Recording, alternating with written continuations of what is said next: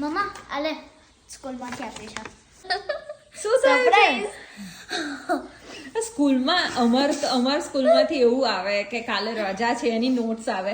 આવી કેવી નોટ્સ આવી છે તારી સ્કૂલમાંથી પીવું? આઈ ડોન્ટ નો, બધાના શૂઝમાંથી કેટપીની સ્મેલ આવે. શેની સ્મેલ આવે છે? કેટપીની.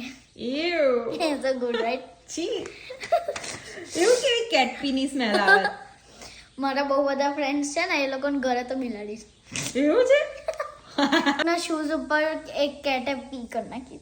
એવ ઓ માય ગોડ. તો તમારા ક્લાસમાં એવી સ્મેલ આવે છે ગંદી? હા. તો મારે વોશ કરવા પડશે તારા શૂઝ હવે ગંદા? હું નથી કરવાની. ઓકે ઓકે કરી દઈશું. ખબર મમ્મા, તને ખબર છે કેસડી મને શું કહેતી હતી? શું કહેતી હતી? તને ડોન્ટ યુ હેવ અ પેટ?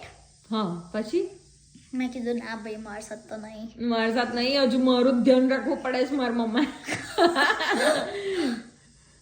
થોડી મોટું થઈને લાવવાનું છે આપણે પેટ? ના, હું મોટી થઈને વેટનરીનું ક્લિનિક ખોલીશ. પછી ત્યાં તો નવા પેટ્સ આવશે. એ લોકો સાથે મને પ્લે કરવાનો ચાન્સ તો મળવાનો જ છે. મને એ લોકોને પૂરી નહીં રાખવા. ઘરમાં નહીં પૂરી દેવાના. આ સાચી વાત છે. એ લોકો બહાર રહે એમાં જ એ લોકોને વધારે મજા આવે. યા આવું એના બિચારાએ જો આવું પી કરી દેવું પડ્યું શૂઝ ઉપર. પણ એના ઓનરને કહેવાય ને. ઓનરને એવું કહેવાય? હા એને બોલતા આવડતું હોત તો કહેત નહીં બેટા? હા.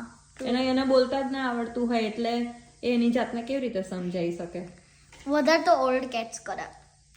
આપણે એવા જોડે હતી ને પેલી ઓલ્ડ કેટ્સ. હા, એ આમ એકવાર આમ પડી ગઈ હતી બિચારી. નહીં, કેવું થયું હતું? આમ જમવા જતી હતી શાંતિથી, ચલતી કોકે કશું કર્યું નહીં ને આમ પાછળ પડી ગઈ. ઓ બાપરે. અને બેકમાં સ્પાઇનમાં કંઈક થયું.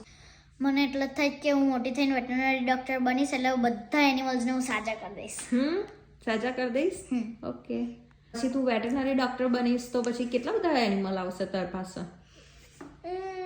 ઓવર 50 તો આવશે. બહુ બધા આવશે? પછી એ લોકોને સાજા કરી દેવાના હે ને? હા કેવી મજા આવે. મને લઈ જજે કોક દિવસ. હા લઈ જઈશ ને. Take your mother to work day, like take your daughter to work day. એવો ડે હશે? Take your mom to work day? Okay. અને ફાધર. ડેડીને બી લઈ જઈશું. પણ પછી એટલે આપણે બહુ ભણવું પડે હા વેટ બનવું હોય તો. On your service. ઓકે. બહુ બધું સ્ટડી કરવાનું? હા. સરસ. Okay my little vet. ચલો હવે તમારે શૂઝ ધોવા જઈશું. હા.